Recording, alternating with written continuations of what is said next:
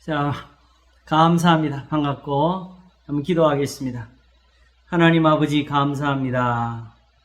이렇게 또 은혜의 시간을 갖게 해주시니 고맙습니다. 하나님의 정하신 것이 이루게 하시고 주님의 뜻하신 것이 나타나게 하시옵소서. 감사하옵고 우리 주 예수 그리스도 이름으로 기도하옵나이다. 아멘. 감사합니다.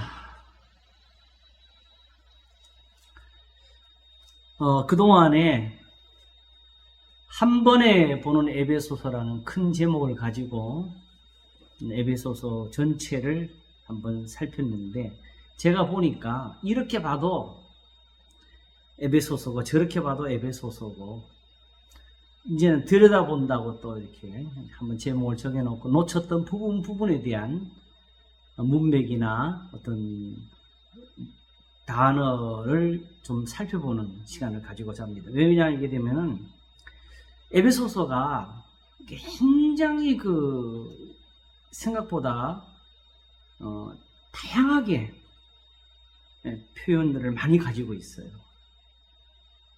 그리고 그 표현들이 여러 신약의 여러 서신들 속에 쫙 깔려 있어요. 그러므로 이 에베소서를 한번 잘 이해하면은 오히려 우리가 한번 봤던 로마서까지도 다시 새롭게 볼 수 있는 그런 은혜가 여기에 있는 것 같아요. 본래 시편 하나를 붙들어도 10번, 20번을 설교하는 게 이제 우리가 받은 사랑이지만은, 에베소서는 제가 보니까 이대로 떠나서는 안 될 것 같다는 생각이 듭니다. 이것이 이렇게 또 이해되고 풀어질 것은 사실은 제가 생각을 못했던 것인데, 하나님께서 깨닫게 주시니까 하나라도 정확히 아는 것이 결국 다른 것을 빨리 이해하는 데 도움을 줄 것 같습니다. 오늘은 이 제목으로 한번 우리가 에베소서를 살피도록 하겠습니다. 들여다보는 에베소서 첫 편은 무엇이냐? 예정론에 오해가 있다라는 것입니다. 사실은 예정론 하게 되면은 필연적으로 나와야 되는 성경 구절이 에베소서 1장 3절로부터 나오는 말씀들이지요. 찬송하리로다 하나님 곧 우리 주 예수 그리스도의 아버지께서 그리스도 안에서 하늘에 속한 모든 신령한 복으로 우리에게 복 주시되. 이제 이 우리라는 표현도 이제는 우리가 이걸 사도 바울의 입장에서 바로 이해하려게 되면 적어도 이 우리라는 단어가 나올 때는 항상 이스라엘이라는 그 의미를 가지고 우리가 읽어보는 게 좋습니다. 왜 이 표현을 쓰느냐? 이미 우리가 본 바처럼 이방인들이 그들이 바라는 대로 하나가 되는 그 신앙을 설명해 줘야 되잖아요. 그죠? 결국은 구원은 하나님께 있으니까 하나님께서 이미 영광을 얻으신 자리, 하나님이 택하신 그 성도들로부터 믿음을 보여주는 것이 빠르고 쉽기 때문에 그렇습니다. 2장 6절을 먼저 한번 들어보면 이런 표현이죠. 또 함께 일으키사 그리스도 예수 안에서 함께 하늘에 앉히시니. 이걸 이해할 수 있는 사람이 사실은 없어요. 그래서 억지로 갖다 붙이기를, 아니 하늘에 앉으려면 우리가 예수님이 재림하셔가지고 부활해서 천국에 가야 되는 거지, 어떻게 세상에 있는 사람들 교회에다가 이미 하늘에 앉았다는 표현을 쓰느냐. 그러니까 결국 세상에 없는 억지 문법을 갖다 붙이게 되죠.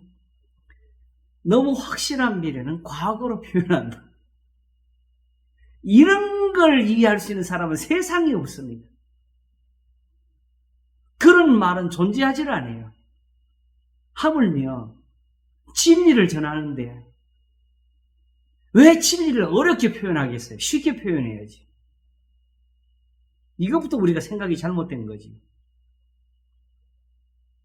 그러므로 우리가 이미 앞에서 경험을 했지만 산상수훈에서 특별히 그걸 말했는데 성경은 쉽게 써진 겁니다. 예수님은 아주 쉽게 말씀하신 거예요. 왜냐하게 되면 그들은 이스라엘이었고 유대인들이었으니까 성경에서 영생을 얻는 줄 생각하고 이 성경을 상고하거니와 하는 그 사람들이니까. 그러므로 로마서가 10장 8절 9절을 이으면서 할 때 말씀이 내게 가까워 내 입에 있고 내 마음에 있다였으니 하는 그 말씀을 우리가 전하고 있다는 거죠. 그게 바로 뭡니까? 신명기. 하나님이 신에서 주신 그 율법에 있는 계명들이죠. 교훈들이죠. 그러므로 우리는 오히려 사실은 어려워요. 우리는 전혀 들어보지 못한 것을 저들한테 너무 쉬워서 해주신 거지요. 그리고 여기 이렇게 해서 이 우리가 지금 교회에 지금 현대 이 시대에 그리스도인들이 아닌 우리인데도 우리는 이걸 우리라고 이해하잖아요. 이러니 우리가 성경이 쉬울 수가 없어요. 우리한테는 어려운 말씀이 틀림없습니다. 우리가 모르는 말을 썼으니까. 그런데도 우리는 오히려 마치 이게 다 우리 말인 것처럼 내가 아는 말인 것처럼 풀어버려요. 그걸 그렇게 풀 수 있는 근거는 어디 있느냐? 범사에 우리가 가진 종교심이지요. 그래서 오늘 아침 설교에서는 오늘 설교 제목이 예정 속에는 그리스도인이잖아요. 이 말씀으로 푸는 건데 종교를 버리라고. 하나님의 교회에 종교를 가지고 들어오면 안 된다고. 여기서 우리가 조금 더 풀어서 말하자면 어떤 신비적인 그런 흔적을 찾으려고 하면 안 돼요. 그거는 다 세속이에요. 우리가 신비라는 거, 신비를 하나님 앞에서 본 사람 누가 있어요? 하나님 본 사람 누가 있어요? 모든 종교적인 요소들, 신에 대한 생각들, 하나님은 이럴 것이라는 생각들은 다 우리가 만들어낸 거예요. 우리는 아무것도 몰라요.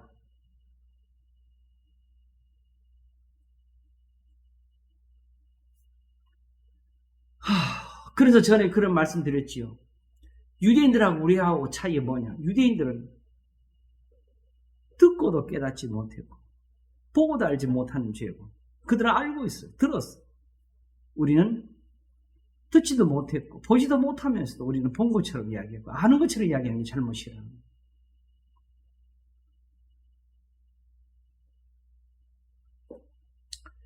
제가 사실은 오늘 아침 설교를 원래 정해놓은 거는 뭐였냐게 되면 전도서 3장 11절에 나오는 거. 하나님께서 모든 것을 때를 따라 아름답게 하셨고 또 사람에게 영원을 사모하는 마음을 주셨느니라는 그 구절을 제가 풀어서 정말 하나님이 이렇게 우리를 사랑하셨구나 하는 것을 거기서 풀려고 가르쳐 드리려고 했었어요. 근데 그 설교를 제가 좀 미뤘어요. 왜냐하게 되면은 영원을 사모하는 마음을 주셨다. 그 표현이 킹 제임스에 가보게 되면 우리 마음에 세상을 세우셨다. 혹은 세트로 해서 set the world in the heart. 우리 마음에다가. 그래서 NIV를 봤죠. 봤더니 NIV는 그대로 eternity라는 말을 썼어요. 영원이라는 말을. 근데 거기도 set라는 말을 썼어요. 사모하는 마음을 주셨다가 아니고 영원을 우리 마음에 두셨다.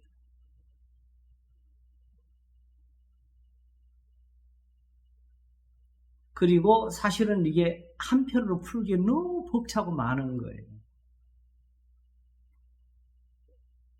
혹시 영혼이 뭔지 아세요? 뭘 가지고 영혼이라 그래요? 세속적으로 우리가 바로 다 들어가겠죠. 시공간의 개념으로, 그죠? 시간을 초월한 어떤 존재의 삶. 그래서 하나님은 영원히 계신다. 하나님이 영원히 계신다는 성경의 표현이 그런 뜻으로 쓰이질 않았어요.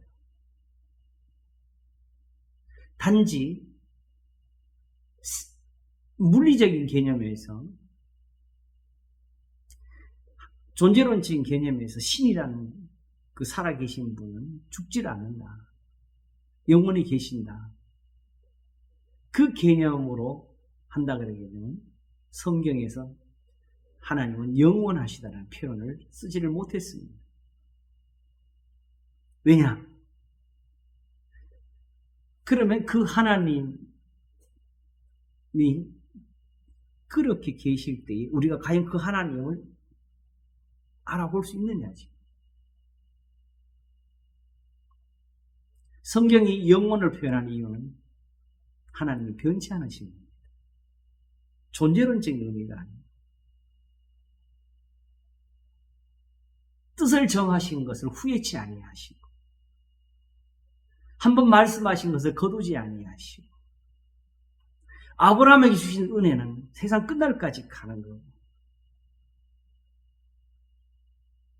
그래야 우리가 받은 게 뭐예요? 세상에서 우리가 지금 하나님을 볼 수 있는 건 어디 뭐밖에 없어요? 성경밖에 없잖아요. 아브라함을 보는 것밖에 없잖아요. 이스라엘에 주신 증거밖에 없잖아요. 그러므로 에베소서가 말하는 것처럼 하나이신 하나님을 보면서 우리가 지금 믿는 거거든요. 그러므로 그냥 단순히 존재론적으로 영혼은 성경에서 아무 의미가 없어요. 지금 우리가 하나님을 만날 수 있는 것은 하나님의 변치 않으심에서, 아시겠죠?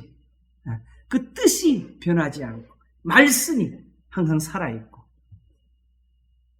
그래서 이 성경도 영원한 말씀이 되는 거고, 그걸 생명이라고 할 때 이 성경을 두고 영생이라고 표현한 거고, 예수님 말씀대로 하게 되면 영원한 게 뭐지?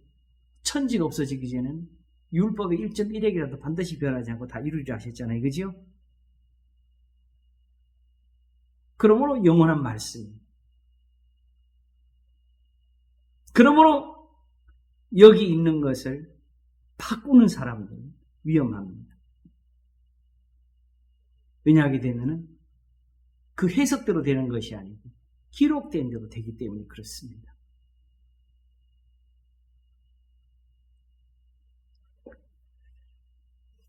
자,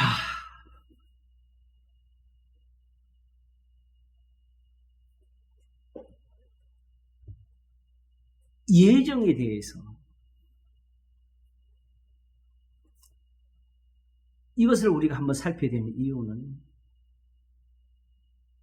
이것이 매우 소중한 은혜임에도 불구하고 여기에 대해서 오해가 생기게 되면 그것은 또한 우리에게 굉장히 위험한 신앙의 걸음을 딛게 할 수가 있기 때문에 이제 오늘 이 말씀으로 돌아가서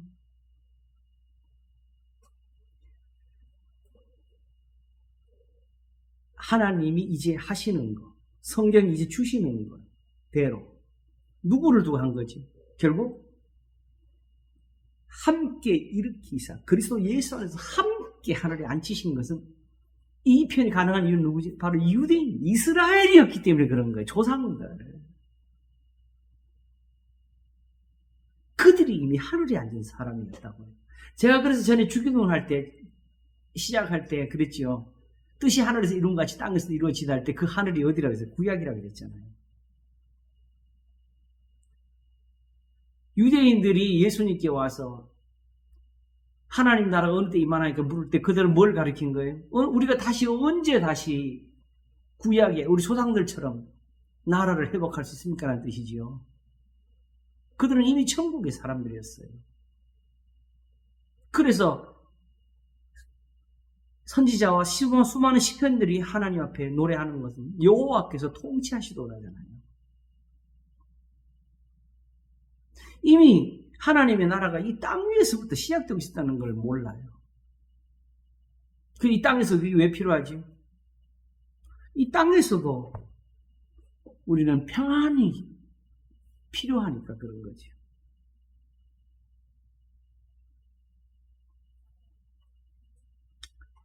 사실 에베소서가 이렇게 쓰여지는 이유도 지금 사도 바울이 옥에 갇히고 있지요. 옥중서신이잖아요. 그 빌립보서에는 뭐라고 썼어요? 너희도 같은 싸움이 있다 그랬잖아요. 바로 이 에베소 교회도 지금 어떤 환란이 있었다고요. 그러므로 그들이 이와 같이 신앙적인 고민을 하고 이렇게 흔들리고 있었던 것이죠. 그래서 결국 5장에서 쓴 거는 뭐였어요? 이방인들이 왜 하나님 앞에 벌을 받는지를 밝혀줬지요.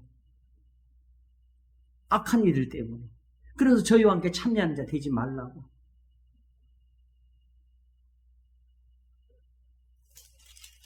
단지 할례와 할례를 받고 해결한다 그러면 안 된다. 너희가 지금 여기 악에서 떠나서 다시 처음에 믿었던 것이 악에서 떠나는 거였지 않느냐. 이와 같이 지금도 악에서 떠나야 된다.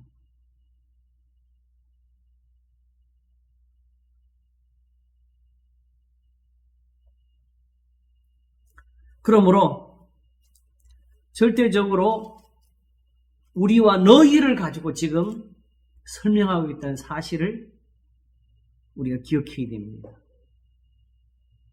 결국 지금 사도 바울이 대상으로 하는 사람들은 누구지요?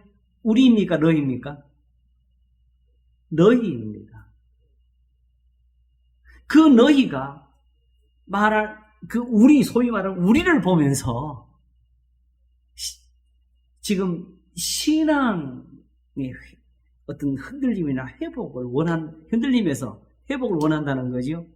근데 그들이 본 우리는 지금 현재 유대인들이고 예수님을 십자가 못 박은 유대인들이고 실상 사도 바울이 말하는 우리는 원래 이스라엘로서 우리 조상들이 있다. 왜? 그들에게는 뭐가 있으니까? 증거가 있으니까.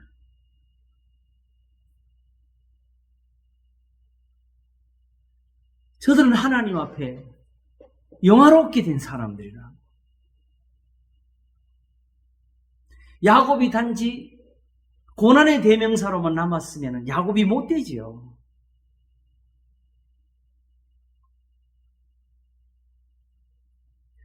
마찬가지로 요셉이 그렇게 단지 고난만 받고 하나님의 신앙만 잘 지켰다고 하는 순교자로 나왔다면 요셉이 못 됐습니다.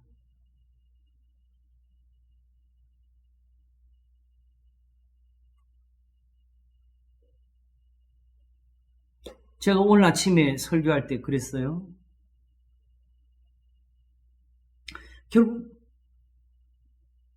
하나님께 복을 받고 기도하고 잘 때 제일 중요한 거는 뭐냐?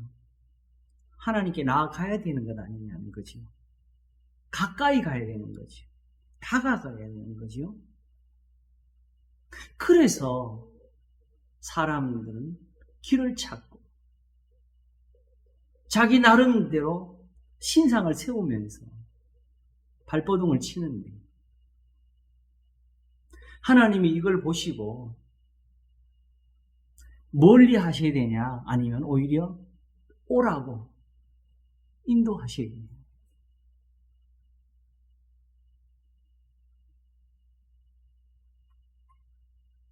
다만 하나님이 부르신 거라. 하나님이 오라고 하시는 거라. 하나님은 오기를 원하신다. 가까이 오기를 원하신다.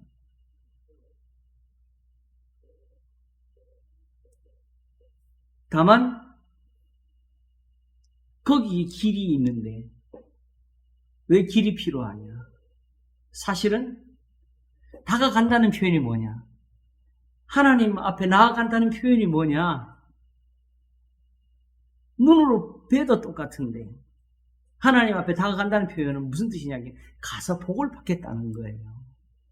그러니까 하나님께 나아감 자체가 이게 목표거든요. 그러니까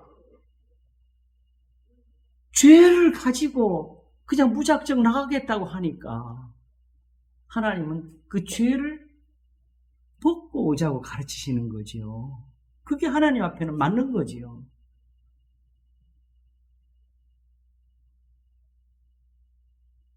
그러니까 우선 죄를 씻는 것도 하셨고, 그렇죠. 죄를 떠나는 지혜도 이렇게 주시면서 바로 7절에 우리가 그리스도 안에서 그의 은혜의 풍성함을 따라 그의 피로 말미암아 구속고 죄의 사함을 받았으니 하면서 이는 그가 모든 지혜와 총명으로 우리에게 넘치게 하사 하나님이 뭔가 숨겨놓고 내 거는 너무 소중해 함부로 줄 수가 없어 하면서 풀어봐 하면서 비밀을 그렇게 하지 않아 숨겨놓고 계시를 주신 게 아니더라고요. 자기 영혼을 살리지 못할 자라도 여호와를 바라볼지어다면서 주신 게 말씀이에요. 그러나 다만 이게 너무 비밀스러웠던 이유는 뭐냐? 이렇게 말씀만 믿으면 된다는 사실을 몰라. 이것만 그냥 굳이 어딜 찾아갈 필요도 없고 자기가 있는 자리에서 그냥 이 말씀만 지키면 되는 걸 몰랐다는 거죠. 그래서 하나님이 거룩함이라는 표현을 쓴 거예요. 내가 거룩하니 나는 세상에 있는 것과 다르다. 그러므로 너희도 세상에 있는 것 가지고 하지 말고 다르게 해라. 내가 그걸 가르쳐 주겠다 하면서 하나님이 그가 모든 지혜와 총명으로 넘치게 하셨다. 이 구약 성경이. 근데 거기서 그게 보이는 사람이 몇 사람이 있어? 근데 이스라엘에게는 그게 보여가지고 그가 그 뜻의 비밀을 우리에게 알리셨으니가 됐고 근데 그 비밀이 뭐냐? 그 기쁘심을 따라 그리스도 안에서 때가 찬 경륜을 위해 예정하신 것이에요. 이 예정. 그럼 여기서 풀어낼 게 뭐예요? 그 기쁘신 뜻이지요. 그죠? 뜻대로 그 기쁘신 뜻대로 예정하셨다 그랬으니까 바로 그게 3절과 4절에 나오는 거죠. 찬송하리로다 하나님 곧 우리 주 예수 그리스도의 아버지께서 그리스도 안에서 하늘에 속한 모든 신령복 우리에게 복 주시되 이게 먼저 전체적으로 전제를 깔린 거예요. 그 하나님 주신 신령한 복이 뭐냐?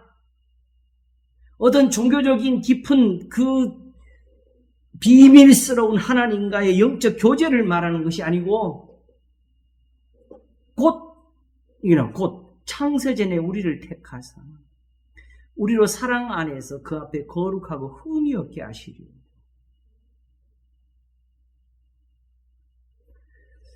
이게 한 번에 될 줄 알았던 게 지금 3번으로 지금 아마 마무리될 것 같은데 지난주에는 3절, 4절 이번 주에는 5절이 중심이 돼 설교를 했어요.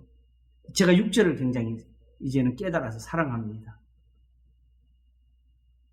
이 6절에서 우리가 뭘 볼 수 있냐면 이스라엘을 택하신 이유를 이제 우리가 보게 될 겁니다. 우리를 택하사 우리로 사랑 안에서 그 택하셨으니 뭐 하려고 했냐면 사랑 안에서 거룩하고 흠이 없게 하시며 이 사랑이란 표현이 구약성경 가면 인자죠. 그죠? 헤스 히브리어 표현이 있는 것이죠.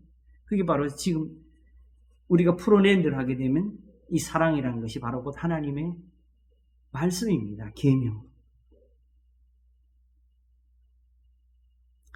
왜 그러냐 하게 되면 문제는 목표가 뭐지? 거룩함이 흠이 없게 하시는 거잖아요. 그죠?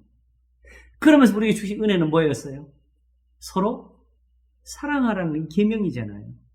우리가 하나님 그거 하면서 거기다가 플러스 기도할 때는 요렇게 하고 예배 드릴 때는 요렇게 하고 기도는 하루에 몇 번 하고 예배는 일주일에 몇 번 드리고 이런 거 하나도 없잖아요.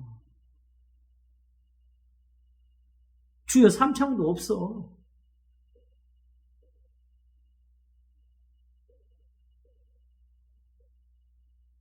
함부로 성경을 헤집으면서 마태나 바울은 이때는 신학적인 교육을 못 받아서 발전이 없어서 이런 걸 몰랐다고 떠들면 망령입니다. 그거는.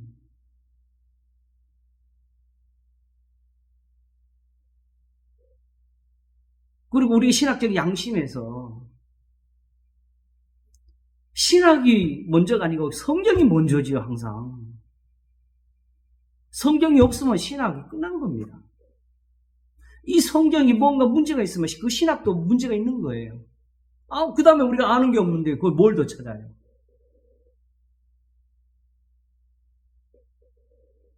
비록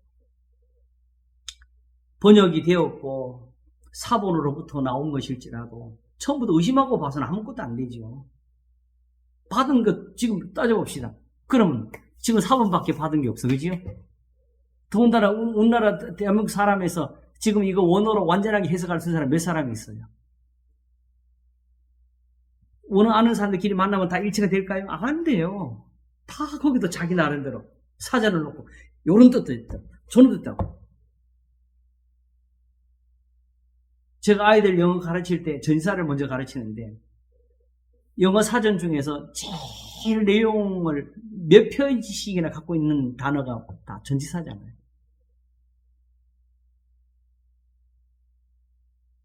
커밍 할 때 인을 그 사전을 펼쳐놓고 인의 뜻이 이렇게 있는데 3페이지나 있다고 이렇게 해가지고 어떻게 배우겠어요?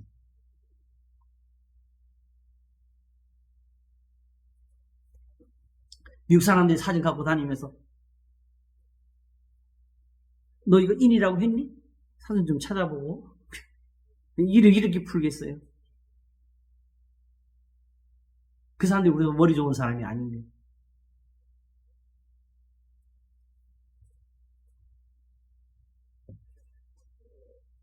하나님께서 하신 것은 사랑 안이라 했죠. 사랑 안에서 뭐가 이루어져야 돼요? 거룩하고 흠이 없게 되는 거예요.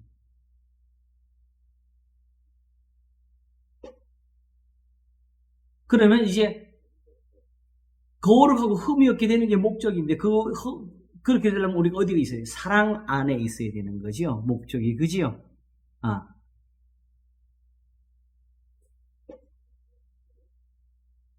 그러면 여기서 고린도전서 13장도 좀 보이지 않아요? 왜 사랑이 없으면 내가 아무것도 아니어가 되지? 거룩함을 이루지를 못하니까.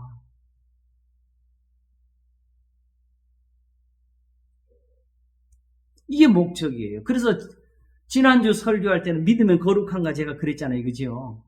그 표현이 무슨 뜻이냐 하게 되면은 목적이 여기서 우리가 그러면 이 믿음 우리 현재 우리가 믿음이라는 이 표현에서 뭐가 나와야 돼요? 거룩이 나와야 된다는 거지요.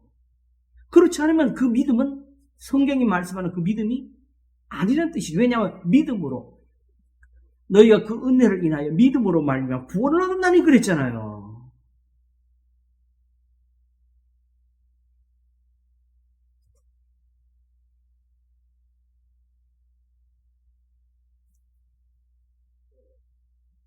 그러므로 바로 그리스도 안에 뭐가 있느냐 하게 되면 이 사랑이 있어야 돼요.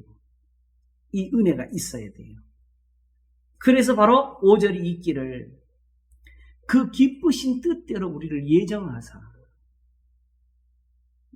자, 여기서 이걸 정해요. 이것도 여기서 이래 되면 여기서부터 우리는 뭔가 새로운 단어가 나오면은 세상으로 돌아가. 기쁘신 뜻이 그러는데 우리는 세상 신적으로 돌아가서 신이 뜻을 가졌으면은 무조건 따라야지 해가지고 여기서 뜻하지 않은 신의 뜻을 또 다 끄집어내가지고 저 나름대로 또 신을 만들어내.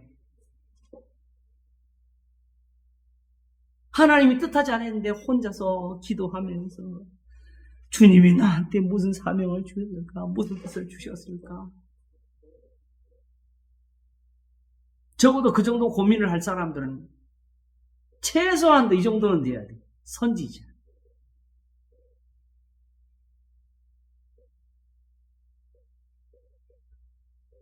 하나님과 가까이 가지도 못하면서 어떻게 자꾸 그런 사명을 생각해?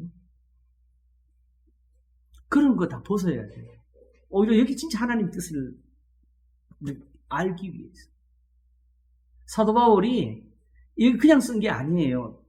1장 1절을 뭐라고 시작했어요?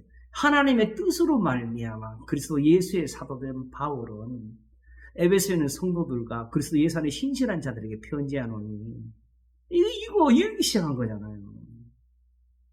왜 이렇게 시작했겠어요? 사실은 세속적인 의미에서 가지고 있는 하나님의 신의 뜻이라 할지라도 이제 하나님이 그러면 뜻이 무엇이냐고 밝혀지면 거기로 가야 되는 거 아니겠어요?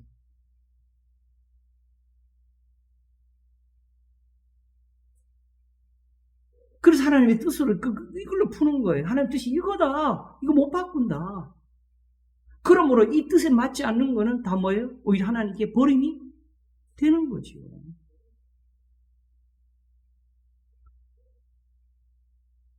그럼 하나님 기쁘신 뜻은 뭐냐? 바로 앞에 말한 거예요.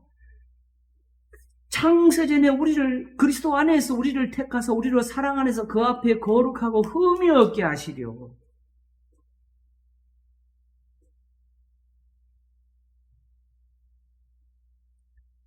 그러면 결국 이걸 그리스도 안에서 우리를 택한 이유가 뭐예요? 거기에 뭐가 있어요? 이 은혜가 있으니까.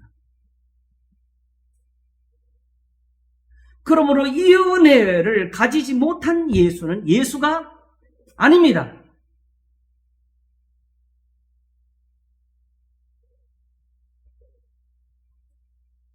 그래서 5절이 있잖아요. 그 기쁘신 뜻대로 이거 하려고. 그러니까 결국 하나님의 목표는 뭐냐? 하면 택하사 그리스도는 택하사 우리로 사랑 안에서 그 앞에 흠없게 하시려는 게 이 하나님의 뜻이어서 아시겠죠? 이게 바로 계획이에요. 아시겠죠? 예. 그래서 이걸 이루시려고 그 기쁘신 뜻대로 우리를 예정하사. 이게 뭐예요? 내가 이스라엘을 택했으니까 이 이스라엘을 거룩하게 만들어야 되겠다는 하나님의 계획의 실천이 나오는 거죠. 그게 예정이에요. 거룩하게 하시는 뜻. 왜 그러냐게 되면은 뜻은 거룩하게 하는 건데 그걸 이루는 방법은 예수님을 통해서 하는 거였지요. 그러므로 쉽게 말하면 예수 그리스도를 믿는 것이 그게 하나님의 예정이었고 아시겠죠? 이 예수님을 통해서 죄를 씻고 거룩하게 하는 게 하나님의 뜻이었다는 거죠. 다만 여기서 표현을 쓸 때에 예수 그리스도로 말미암아라는 표현을 썼고 그리스도 안에서라는 표현을 계속 쓰고 있어요. 바로 이것이 바로 뭘 가리키냐게 되면 예수님으로 말미암아 우리에게 주시는 은혜, 하나님의 계명의 말씀을 가지고 얘기하는 거예요. 왜냐하게 되면은 왜 주여를 성령이 안 가르치 못하는데 이걸 가지고 핑계를 삼았는데 예수님은 그걸 뭐라고 했어요? 나더러 주여 하는 자마다 다 천국에 들어가지 못할 것이라고 그랬잖아요. 그리고 뭐라 그러셨어요? 너는 나더러 주여 하면서 어찌 내 말하는 걸 행하지 않냐 하셨잖아요. 예수님 말씀을 정말 무시하고 살아요, 우리가. 예수님이 두렵지 않은가 봐. 사도 바울은 두려워서 말을 한다 그랬는데. 두렵지 않고 떨지 않고 성경을 보는 것은요. 이미 하나님 앞에서 믿음에서 떠나 있는 것 같아요. 세상의 왕의 명령 그래 듣는 사람이 누가 있어요? 어떻게 하나님 말씀을 그렇게 들어요? 예수님이 주님이시니까 성탄절에 나오는 애기처럼 맨날 여겨지는가? 그래도 그 아기 앞에 가서 목자들은 경배를 드렸어요.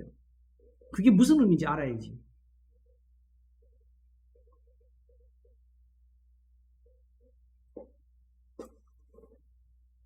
아이고 주여.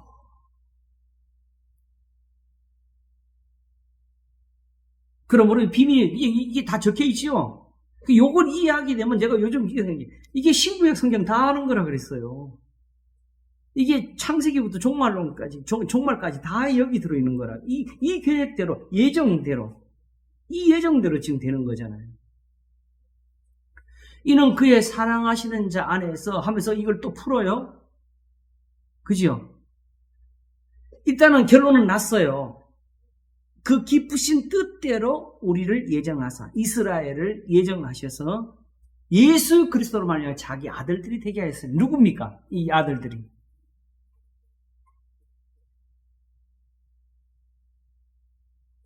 바로 아브라함, 이삭, 야곱이죠. 지금 계속 우리를 제가 이스라엘 구약의 조상들을 생각하라 그랬잖아요. 그들과 하나가 되는 걸 지금 가르치는 거니까. 오늘 아침 설교에서 그걸 제가 풀었어요. 어느 정도.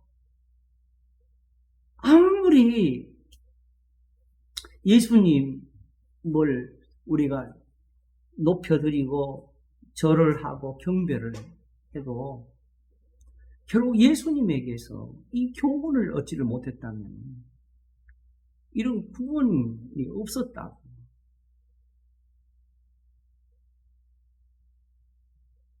그러므로 지금 예수님 앞에서 받는 이 은혜가 이미 구약의 성도 있었는데 베드로전서 1장 이제 이해가 가네요. 예수를 너희가 보지 못하였으나 믿고 말할 수 없는 즐거움을 즐거워하니 믿음의 결국 영혼의 구원을 얻었습니다. 이것은 이미 예수님을 눈으로 보지 못하고도 이미 조상들로부터 얻은 그 은혜와 사랑을 가지고 그 구원의 경험을 가지고 있는 이스라엘을 두고 하는 소리지요.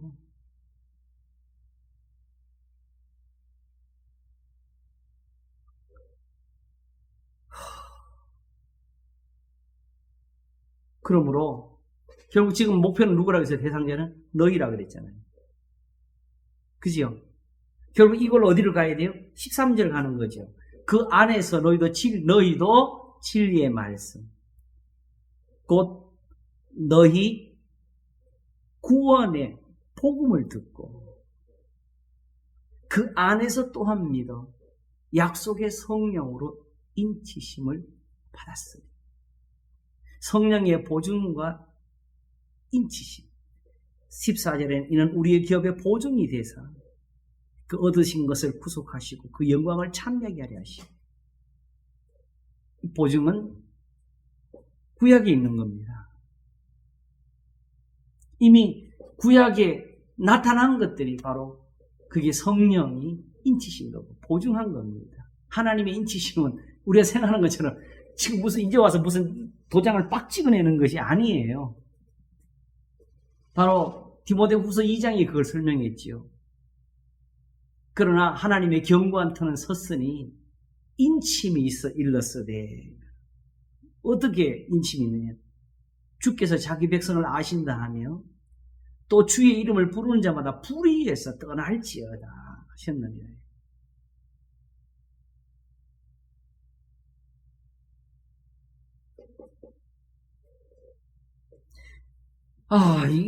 생각날 때 다 해야 되겠어. 언제 이걸 다 성경 공부하고 설교할지 몰라서 마음으로는 다 따로 해야 돼. 왜냐하면 그 부분에 얽혀있는 그 지식들이 은혜가 많기 때문에 풀어야 돼요. 결국 또 풀어야 되는데 불구하고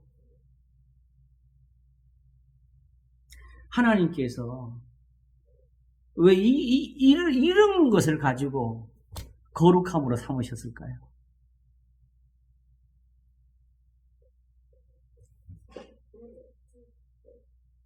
베드로전서 1장이 풀어주기를 각 사람의 행하는 대로 갚으신 자를 너희가 하나님이라 부르는지.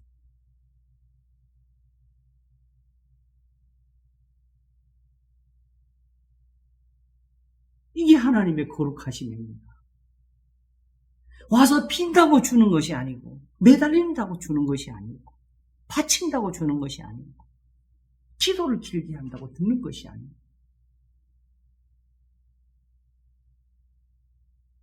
각 사람의 행하는 대로 갚으시는 하나님 앞에 맞는 것이 뭐냐? 내가 거룩하니 너희도 거룩할지어다.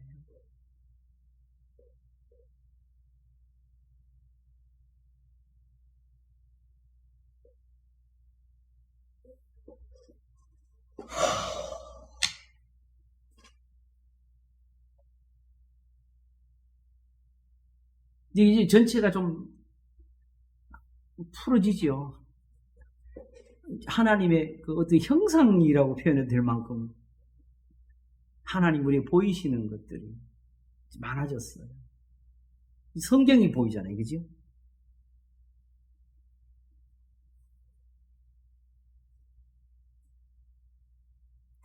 그런데 중요한 게 뭐냐면은 6절이 표현하기를 이는 그의 사랑하시는 자 안에서 우리의 거저 주시는 바 그의 은혜의 영광을 찬美하는 것이라면서 이 욕을 다만 이것이 근데 얼마나 값진 거고 이게 얼마나 소중한 건데 그냥 하나님 어떤 대가도 바라지 않으시고 그지요? 기도를 갖다 주시지도 않으시고 그냥 믿으라고 주시는 거죠. 다만 자기 아들을 십자가에 못 박아 죽이시면서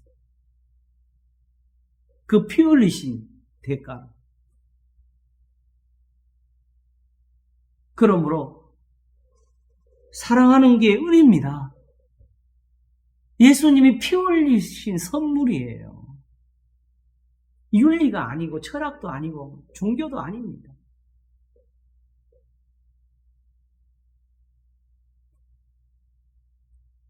어디서 귀신하고 교통하는 것 같은 그런 교통을 하나님하고 영적 교제를 가져오면 안 돼요. 하나님과의 영적인 교제는 여기 있습니다. 이 말씀을 믿는 데 있는 거예요.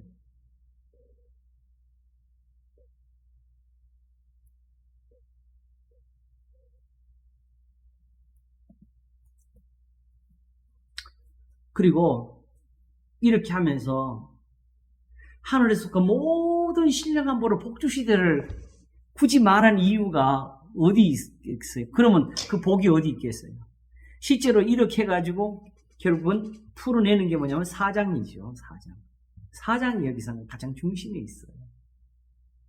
왜냐하면 그리스도 안에서라고 그랬잖아요. 그리스도로 말미암아라고 그랬잖아요. 그 4장 가면은 이 사절 가기 전에 무슨 말 해야지? 그리스도를 이같이 배우지 않으니라면서 시작하잖아요. 예수님 배울 때 우리가 흔히 말하는 신론, 기독론 하는 그런 어떤 신학교에 배우는 그런 신학적인 지식을 가르치신 게 아니라 이렇게 하나님 앞에서 하나님의 뜻대로 사는 것을 배워주신 게 그게 예수 그리스도를 배워주신 거였다. 왜? 그리스도가 단지 이걸 가르치는 거 아니고 이같이 그리스도가 순종하셔서 자기를 낮추시고 죽기까지 순종하시고 죽은 자가 하며 살아나신 그 진리까지 여기 같이 있으니까 예수님이 직접 이걸 증거로 보이신 거니까.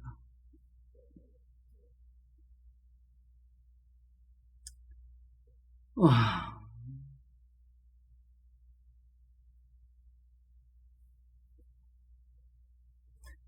일단은 일단 예정이라는 단어의 뜻이 어느 정도 이미 여기서는 좀 풀어졌네, 그죠? 우리가 생각하는 것처럼 어떤 종교적이고 어떤 영적인 신비로운 그 담아서 하나님이 따로 일하시는 게 아니라는 거죠. 또 흔히 말하는 거 종말론을 주로 말하면서 구약부터 지금까지 시간을 맞춰야 되고 거기 가지고 그대로 지금 언제쯤 이게 이루어질까 이딴 식으로 예언을 하는 사람들 다 틀린 거죠. 그리스도 예수 안에서 때가 찬 경륜을 위하여서는 표현은 이게 원래 오늘 아침 설교에서 이게 나왔을 텐데 제가 전도서 3장 11절을 설교하려고 했다고 했잖아요. 그렇죠? 하나님께서 모든 것을 지으시되 때를 따라 아름답게 하셨고 또 사람에게 영문을 삼으는 마음을 주셨느니라 했을 때에 실제로는 그 앞에 뭐가 있었냐게 되면 모든 일이 이룰 때가 있고 그 시기에 목적이 있다고 하면서 사랑할 때가 있고 미워할 때가 있고 웃을 때가 있고 울 때가 있고 그치요? 돌을 잡을 때가 있고 그 잡은 던져버릴 때가 있고 전쟁할 때가 있고 전쟁 그 시대가 있다고.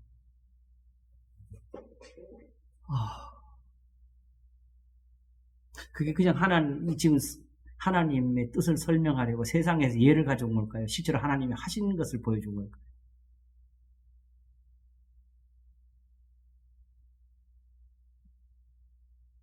하나님이 허락지 아니하시면 참새 2마리가 한 아사론에 팔려가도 땅에 떨어지질 않습니다.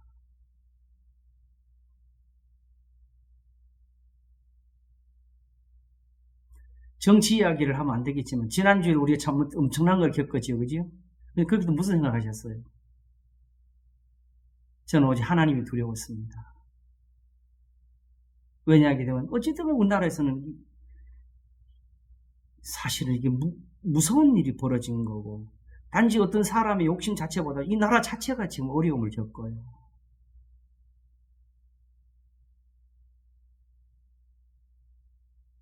그러면 해석을 해볼까요? 하나님께서 모든 것을 지으시되 때를 따라 아름답게 하셨고 때가 찬 경륜 때를 따라 모든 걸 하십니다. 그 때는 시간표가 아니고 경우 각 사람의 행하는 대로 갚으십니다.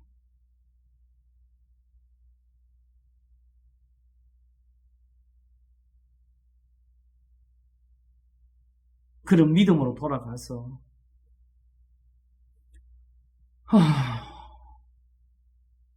아까도 말했지만 하나님을 찾는 이유가 복을 받겠다고 구원을 얻겠다고 나아가는데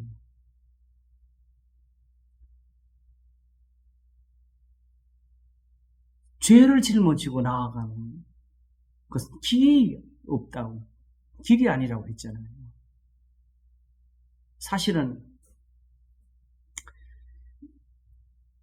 이쪽이든 저쪽이든지 본질적으로 마음에는 한 가지 좋은 일이 생겼으면 좋겠다는 거예요. 각자 해석이 달라서 차이가 있고 생각의 차이가 있어서 그런 거지. 그러나 무엇을 이루든지 하나님이 뜻대로 정하신 것을 주실 겁니다. 그럼 현실적으로 어느 쪽을 보든지 이 나라가 그 복을 받을 만한 자리인지가 그게 제일 두려운 거 아니겠어요? 재앙이 오지요. 재앙이.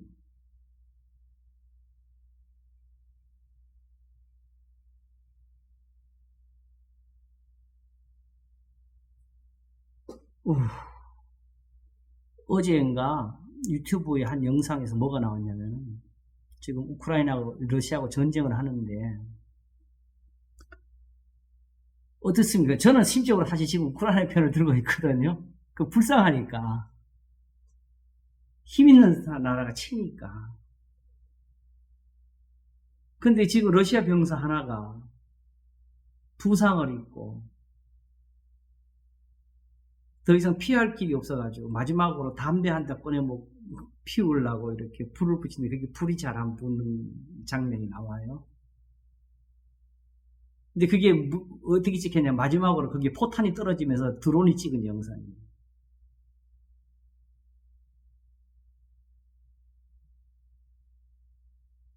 잘생긴 젊은이더라고. 그냥 보니까 우리하고 똑같은 그냥 사람이 그냥 그것 이제는 피할 힘도 없어가지고 마지막 담배 한 대 꺼나물고 죽으려는데 그 불도 못 붙이고 그냥 그 포탄을 보면서 얼굴을 돌리면서 죽는 거.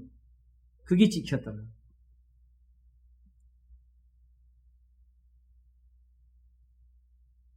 그래서 제가 거기에 댓글 하나 달기를 전쟁은 이기고 지는 것에 상관없이 재앙이라고.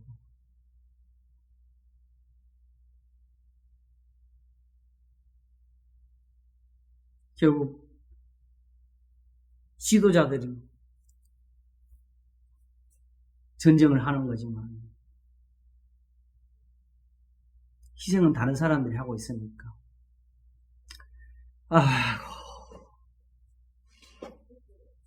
하나님께서 때를 따라 모든 것을 아름답게 하셨다는 게, 그 아름다움 속에는 전쟁도 들어가 있어요.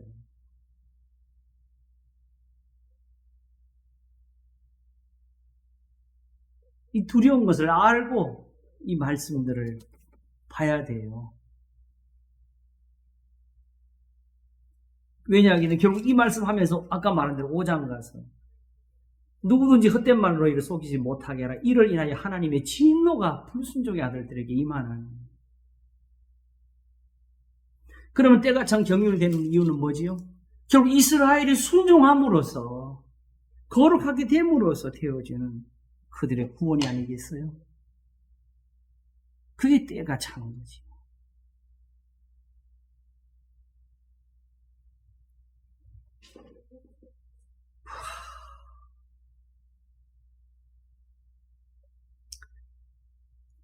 그래서 때가 찬 경륜을 위하여, 다시 말하면 이게 뭐지? 그러니까 사랑 안에서 거룩하고 흠이 없게 되게 하시려고 예정하신 것이다. 이 표현이 되는 거지.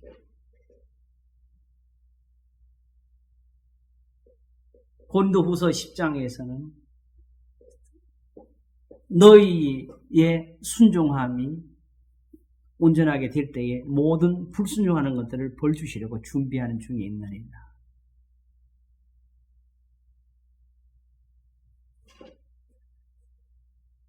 택하신 자들을 위해서 그 날들을 감하시리라. 아모리 족속 때문에 400년의 시간이 흘러갑니다. 애굽에서. 왜냐하면 아직까지 그들을 벌 주실 것을 계획했지만 아직은 그 죄악이 거기에 꽉 차 있는 것은 아니라서. 하나님의 계획을 누가 합니까?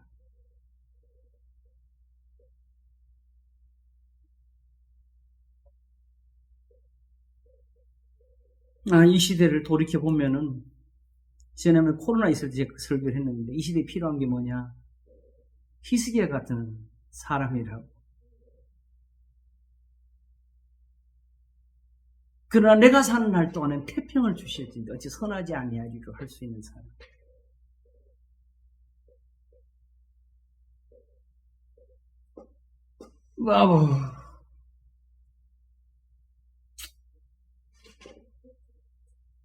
그러므로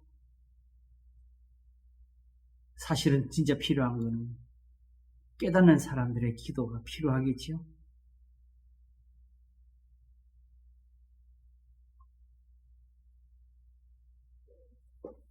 그래서 결국 사도 바울이 6장에 가게 되면 하나님의 전신갑주를 말할 때 마지막에 말한 게 뭐지? 모든 기도와 간구로 하되, 그리고 자기를 위해서 기도해 달라고.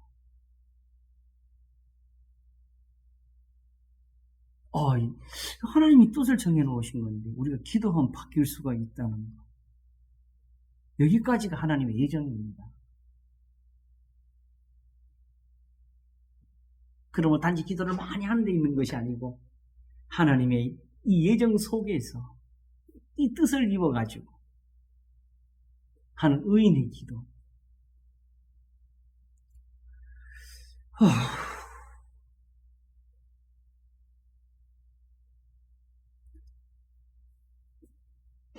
그러므로 결국은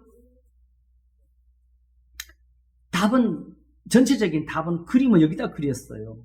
7절입니다. 우리가 그리스도 안에서 그의 은혜의 풍성함을 따라. 요거죠, 그죠? 요게 있었어요. 자, 그의 피로 말미암아 구속과 제사함을 얻는 게 결국이죠, 그죠? 그러나 요 구속, 그리스도 그의 피로 말미암아 구속과 제사함을 얻기 위해서 필요한 게 뭐죠? 은혜의 풍성함을 따라. 표현이 절묘해요. 왜 절묘하냐? 이 전체 흐름에서 하나도 이탈이 안 되잖아요. 아니, 이렇게 짜여지는 문맥을 어떻게 만들어요?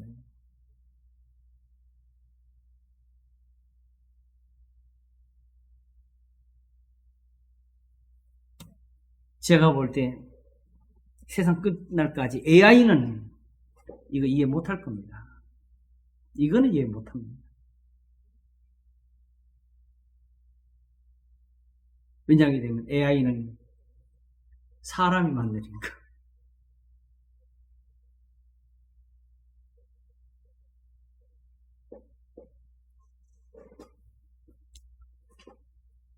그러므로 결국은 이렇게 해서 하나님의 뜻은 어디까지 갔냐면 10절에 하늘에 있는 것이나 땅에 있는 것이다. 그리스도 안에서 통일되게 하려 하십니다. 지금 여러분, 이들이 바라는 거 하나, 이렇게 해서 하늘에 있는 것이나 땅에 있는 다 하나가 어떻게 거룩하게 되어서. 그래서 지난번 2장을 말할 때 그는 우리의 합형이신지라 둘로 하나를 만드사 할 때, 그치요? 네. 하나를 만들어 놓으시니까 뭐 담이 없어졌지. 담을 헐고 하나가 된 게 아니고.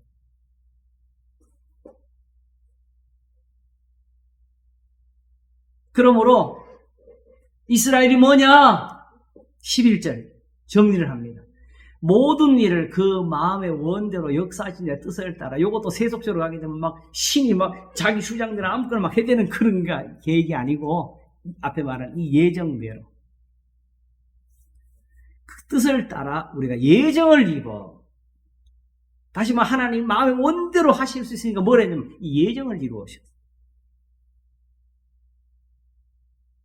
그래서 그 안에서 기업이 된 것이 그게 이스라엘이다. 다시 말하면 하나님이 돌보시는 양들이, 하나님이 기르시는 백성들이, 택하신 자녀들이 되고 하나님의 기업이.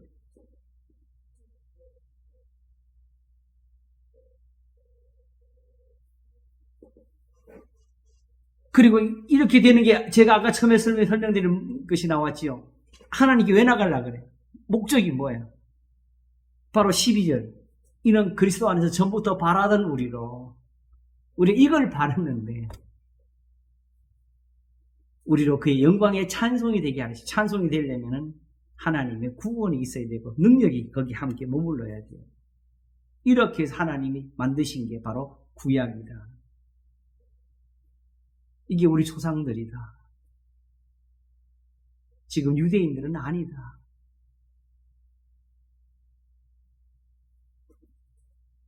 제가 얼마 전부터 요 말을 조금 했지요. 하나님께서 이스라엘을 만들어도 유대인은 안 만들었다고. 이와 같이 장로교든지 감리교든지 어떤 신학적인 이론을 갖고 있는 사람들은 조심해야 됩니다. 그건 하나님이 만든 것은 아니기 때문에. 오직 하나님이 우리에게 주신 것은 성경이지. 그러므로 이 성경으로 돌아가서 하나님을 만날 수 있도록 도와주는 그런 것들이 아니면은 오히려 우리한테 해를 주는 것이죠. 당을 짓는 것은 악한 겁니다.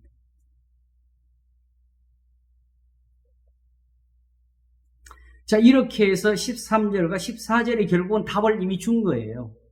그럼 이렇게 해서 그 안에서 너희도 진리의 말씀, 그 너희의 구원의 복음을 듣고. 이게 바로 뭐예요? 그동안에 그러면 이방인들이 복음을 듣고 그 안에서 믿어. 그치요? 그럼 이스라엘은 어떻게 했어요? 바로 선지자들이 있었잖아요. 그 뜻의 비밀을 우리에게 알리셨으니 그가 모든 지혜와 총명으로 넘치게 하사. 누구를 통해서? 선지자들을 통해서.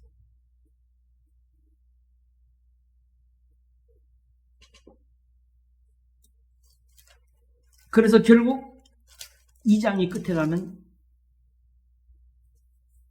너희는 사도들과 선지자들의 터 위에 세우심을 받은 자라. 누구처럼? 이스라엘처럼. 그리고 특별히 그 말을 하게 된 이유는 행위에서 난 것은 아니다. 할례를 받아서 된 건 아니다. 율법의 행위, 제사나 예물을 드리는 거나 절기나 안식일을 지켜서 얻은 은혜는 아니다. 사도들과 선지자의 터 위에서 얻은 것인데, 바로 뭐냐 하게 되면은 예수 그리스도께 친히 모퉁이 돌이 되셨다면서 그의 안에서 거물마다 서로 연결하여 주 안에서 성전이 되어가고, 너희도 성령 안에서 하나님의 거하실 처소가 되기 예수 안에서 함께 지어져 가느니라 하면서 지금 하나님이 함께 하시는 그 사랑을 이렇게 표현을 했습니다. 거룩하게 된 성전이 되면 결국 세상에서는 가장 거룩함에 대한 상징이잖아요. 그죠? 성전이 되어야 돼요. 이런 걸 모르고 베드로전서 2장에서 너희는 그 택하신 족속이고 왕 같은 제사장들이니까 그냥 무작정 또 우리한테 미리 갖다 붙여가지고 이제 나도 제사장이라고 하면서 교회에서 질서를 뜯어 고치는 사람들도 있는데 말도 안 되는 이야기고, 거기도 베드로전서는 누구를 대상으로 한 거예요? 이스라엘. 흩어진 12지파. 나그네 된 사람들. 그래도 그 베드로하고 야고보는 정확하게 썼어요. 유대인들을 안 하고 12지파. 흩어진 나그네들. 이스라엘을 다 가리켰죠. 그러나 유대인들은 거기서 베냐민과 유다 지파만 넣지요? 요게 다른 거지. 자, 이렇게 하고 보게 나면요. 주여. 14절, 15절부터 이제 나오는 표현이 다 어디로 간지 보세요. 자, 이로 인하여 주 예수 안에서 너희 믿음과 모든 성도를 향한 사랑을 나도 듣고 너희를 인하여 감사하기를 마지 아니하고 내가 기도할 때 너희를 말하노라. 그치요? 이제부터 이제 결국 이 말을 하기 위해서 지금까지 말한 거예요. 이 예정을 말하게 된 이유가. 그러므로 이스라엘에게 정한 것이 이것이니까 이스라엘의 주신 은혜대로 되었으면 되는 거다. 그래서 너희에게 있는 믿음과 사랑을 들으니까 너희를 위해서 기도할 일이 있다고.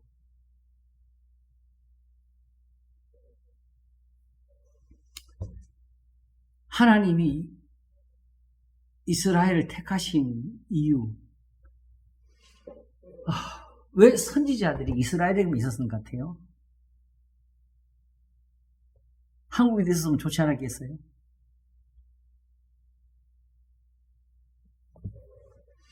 선지자들을 보내신 이유가 뭐냐? 지금 다시 그들에게 시내산의 그런 광경도 줄 수가 없는 사람들로 되어버렸으니까. 근데 이스라엘에는 뭐가 있냐게 되면 선지자들이 있어요. 선지자가 누구? 처음부터 선지자입니까? 하나님 앞에 이 지식을 전할 수 있는 사람들이, 택하신 사람들이 있어요. 아직 경건한 사람들이 있어서 그들 중에서 선지자가 나올 수 있었던 거지.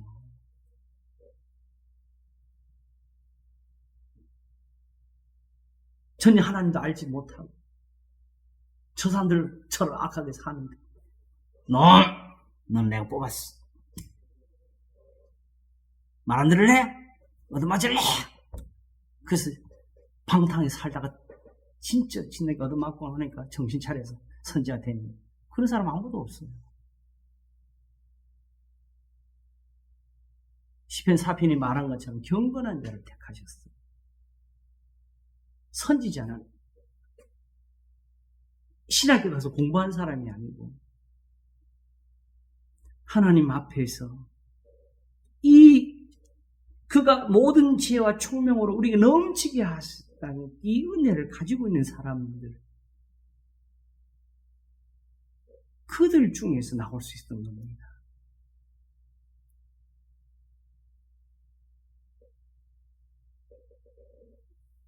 그리고 이 말을 들을 수 있는 사람은 또한 그때는 이스라엘밖에 없었어요. 자, 이제 주여, 이걸 가지고 우리가 그동안에 봤던 거, 결국 2장 가면 결국 마지막 결론은 뭡니까? 사도들과 선지자들이 터라고 이야기하는 거지요, 그죠?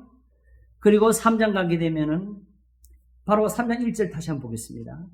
이러함으로 그리스도 예수의 일로 너희 이방을 위해 갇힌 자 된 나 바울은 너희를 위해 내게 주신 하나님의 은혜의 경륜을 너희가 들었을 터이라 하면서 그 계시로 내게 비밀을 알게 하신 것은 내가 이미 대강 기록한 것 같으니 하면서 지금 이 에베소 자체에서 이미 그걸 다 말했다고 하는 거잖아요.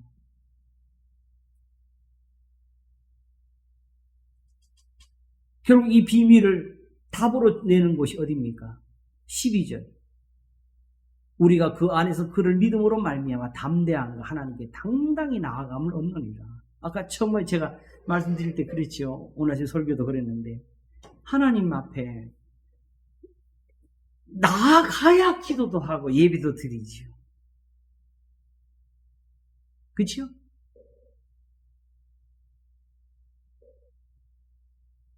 그게 지금 현재 신앙에서 제일 큰 그 목표라고요. 그거 가지고 지금 유대인들하고 지금 이 하나님의 교회하고 사이에 논쟁이 있고 다툼이 있는 거지. 근데 오직 그 안에서 요거 이해해야 돼, 그죠? 그를 믿음으로. 이게 다 뭡니까? 그를 믿으면 뭐죠? 주여 받드는 겁니까? 아니면 그 말씀을 지키는 겁니까? 말씀을 지키는 거죠. 거룩함이 목표라 그랬지요? 예수님이 하신 마지막 기도가 뭐지요? 요한복음 17장 17절. 저희를 진리로 거룩하게 하옵소서요. 아버지의 말씀은 진리입니다. 그래서 나는 아버지가 하라고 하신 일을 했는데 나는 저에게 아버지의 말씀을 주었습니다. 이게 예수님 하신 일이에요. 십자가에 죽으시는 것은요, 그것은 원래부터 하나님이 정해놓으신 그 안에서 바로 이 말씀을 가지고 하신 거죠. 그리고 그렇기 때문에 이미 하나님의 계명이 주어질 때는 거기에 이미 속죄의 은혜가 함께 있는 거예요. 그게 없으면 그 계명이 아무런 의미가 없어요.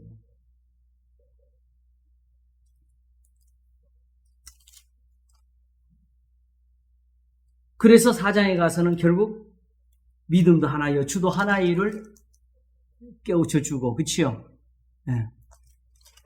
결국은 하나님이 이렇게 해서 우리로 하여금 이 직분을 주신 것은 우리가 다 하나님의 아들을 믿는 것과 아는 일이 하나가 되어 4장 13절 온전한 사람을 이루어 그리스도의 장성한 분량이 충만한 데까지 이르리니 이는 우리가 이제부터 어린아이가 되지 아니하여 사람의 계술과 간사한 유혹에 빠져 모든 교훈의 풍조에 밀려 요동치 않게 하려 함이라. 세상에 있는 거 하나도 끄집어가 들어오지 마세요. 책들이 있는 거 갖고 들어오지 마세요. 오직 사랑 안에서 참된 것을 하여 범사에 그에까지 잘할지라. 이게 궁극적인 해답이지요. 왜? 거기서 뭐가 이루어지니까? 거룩함이 되니까. 그치요? 네. 그래서 결국은 세 사람을 이렇게 표현했어요. 24절, 23절부터. 오직 심령으로 새롭게 되어 하나님을 따라 의와 진리의 거룩함으로 지으심을 받은 세 사람을 이루어요. 거룩함으로. 근데 그 거룩함이 뭐로 되어 있어요? 의와 진리. 이걸 또 지정으로 나눈 사람들이 있어요. 이게 아니잖아요. 거룩함이죠. 근데 그 거룩함이 뭘로 되어 있느냐? 의와 진리로 되어 있다.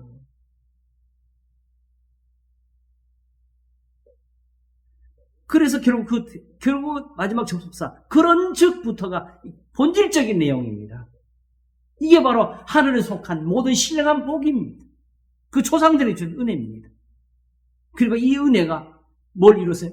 풍성함을 이루어서 오는 여러 세대에 다 구원을 주는 은사가 되었고, 의인뿐만 아니라 죄인들까지도 다 살리는 구원이 되었다고 해서 풍성이라는 표현을 쓰는 거예요.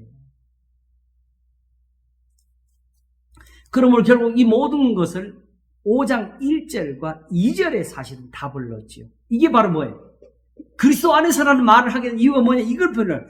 그러므로 사랑을 입은 자녀같이 너희는 하나님을 본받는 자가 되고, 그리스도께서 너희를 사랑하신 같이 너희도 사랑 가운데서 행하라.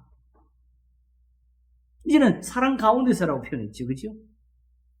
그는 우리를 위해 자신을 버리사 향기로운 제물과 생축을 하나님께 드리셨느니라. 이거 우리로 사랑 가운데서 행하게, 예수님을 본받게 하려고 예수님 자신이 우리 죄를 위해서 죽으신 거라고 이 표현을 쓴 거예요. 그래서 고린도서 1장에서는 하나님이 나를 보내신 것은 세례를 주게 하려 하시며 복음을 전하게 하시니, 이유는 그리스도의 십자가가 헛되지 않게 하려고. 궁극적으로는 십자가의 구원이 맞습니다만 그것이 헛되지 않게 하는 것은 이 복음입니다. 진리, 은혜.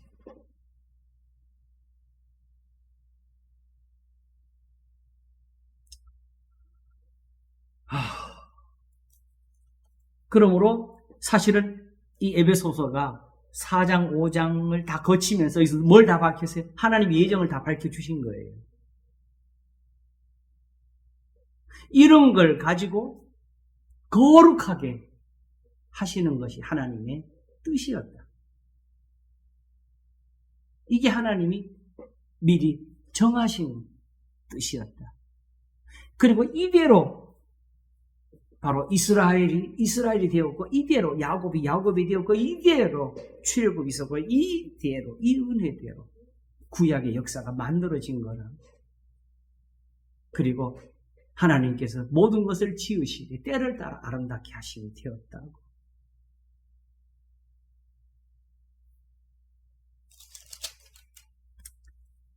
그러니까 제가 특별히 예정론을 이렇게 또 풀게 된 동기는, 지난주인가 그 벌거벗은 세계사라는 프로그램에서 거기서 이제 종교개혁에 대한 이야기를 하면서, 이제 종교개혁, 우리는 그냥 종교개혁 듣지만 비참한 역사입니다. 엄청나게 전쟁으로 사람들이 그냥 죽어간 30년 전쟁이잖아요. 쉽게 말하면. 근데 하나님 하신 일이 놀랍더라고요. 마지막에 결국 종교개혁이 이렇게 승리하게, 개신교 승리한 것은 프랑스가 마지막 정리를 했어. 근데 그 프랑스는 가톨릭 편이었거든요. 근데 왜 편이냐? 정치적인 이유에서 자기들한테 득이 될까봐 그렇게 한 거예요. 하나님 하시는 일은 상상할 수가 없습니다. 결국은 3.2년 전쟁이 근본 원인을 보게 되면 종교개혁이 문제가 아니고요, 각자 나름대로 정치적인 이유로 다 참여를 했어요. 그러니까 그런 비참한 역사가 만들어지는 거죠.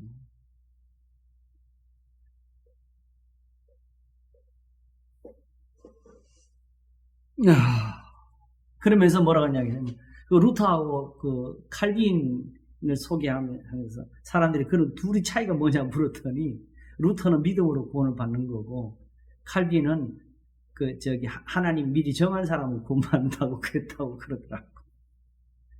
이 예정론은 이렇게 잘못 전해져 있는 거예요, 지금. 칼빈이 직접 설교한 것이 뭐냐게 되면, 바로 에베소서 1장 3절 4절을 가지고 설교할 때, 나랑 같이 예배 드리는 사람이 선택받은 사람 아니고, 이 예정론을 이렇게 믿는다고 선택받은 사람도 아니고, 오직 하나님의 계명대로 살면은 누구든지 자기가 선택받았다고 비교도 된다고 했어요. 그래서 칼빈이 말하는 이유는, 왜 칼빈이 예정론을 말했냐?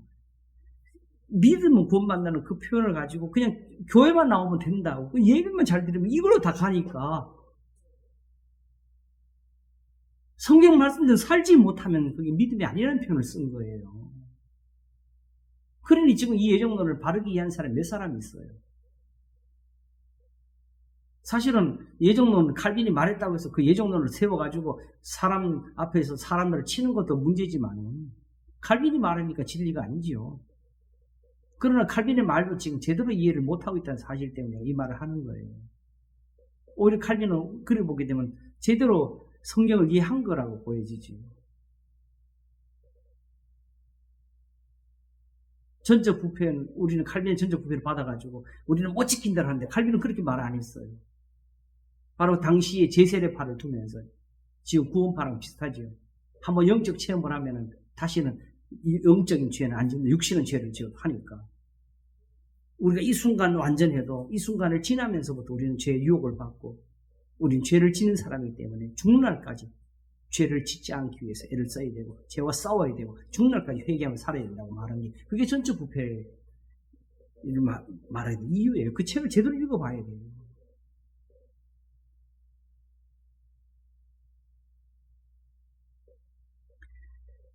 성경은 유행가 가사가 아닙니다. 유행가 가사는 보게 되면 사람들이 많이 유행가 가사를 나름 다 좋아하잖아요. 근데 보게 되면은 그 가사 전체 내용을 보게 되면 쭉 자기한테 맞는 거 거의 없어요. 근데 그 중에 한두 구절이 자기한테 맞는 거지요. 그런 것처럼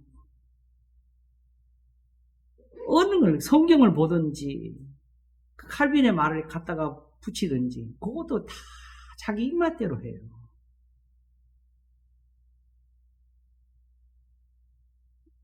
악한 겁니다. 위험한 겁니다.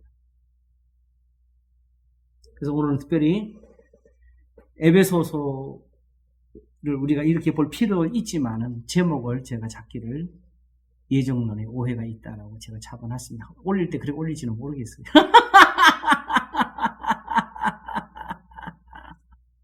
그렇지만은 분명히 성경에 있는 표현이니까, 그지요? 이걸 부인해서는 안 되는 것인데 문제는 여기서 말씀한 뜻이 이거였다는 걸 우리가 이제 보는 거지요. 성경은 어느 한 구절, 어느 한 단어도 문맥이 없이 드러내서는 안 됩니다. 딱 한 단어를 찝어서 쭉 당겼더니 창세기부터 계시록이 다 딸려와 올려오더라는 이 표현이 나와야 돼요. 그렇지 않으면 우리가 그 해석을 멈춰야 됩니다.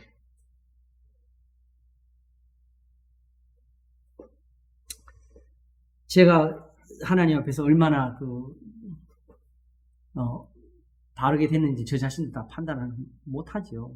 근데도 제가 듣는 것 중에 감사한 것은 지금 40년을 이 한교에서 설교를 하는데 제 설교를 40년 전에 듣고 지금도 듣는 분이 말하기를 목사님은 설교가 다 똑같아요 그래요.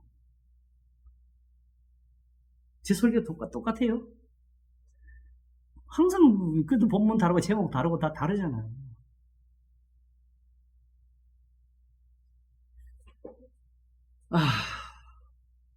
모든 성경은 같은 말을 합니다. 감사합니다. 마침말을 잘 써야 되겠는데 하나님의 뜻이 이루어서 우리가 하나님의 찬송이 될 수 있기를 바랍니다. 기도하겠습니다. 하나님 아버지 감사합니다.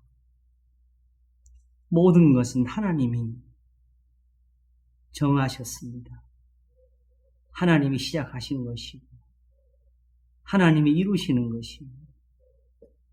모든 일을 그 마음의 원대로 역사하신 자의 뜻을 따라 우리가 예정을 입어 그 안에서 기업이 되었다 했습니다. 그게 이스라엘입니다. 그러므로 이제 우리에게 주신 은혜는 믿음도 하나이요, 주도 하나이요, 성령도 하나이요, 하나님도 하나이시라는 이 은혜입니다. 그러므로 같은 사랑이 있을 것이고 예정하신 뜻이 우리에게도 있을 것이니 주님의 뜻을 이루소서. 감사하고 예수님 이름으로 기도합나이다. 아멘. 아멘. 감사합니다. 할렐루야. 네네. 제가 감기 기운이 있어. 예, 괜찮아요. 전사님 고생하셨어요. 힘드신데. 예. 약을 먹었더니 얼마나 잠을 그냥 푹 자버렸네. 예. 지금 예정대로는 다음 주일이 또 감사합니다. 더 좋은 게 또 준비가 될 것 같습니다. 감사합니다. 네, 네. 건강하세요. 평안하시고. 감사합니다. 예, 고맙습니다. 건강하세요. 네. 예.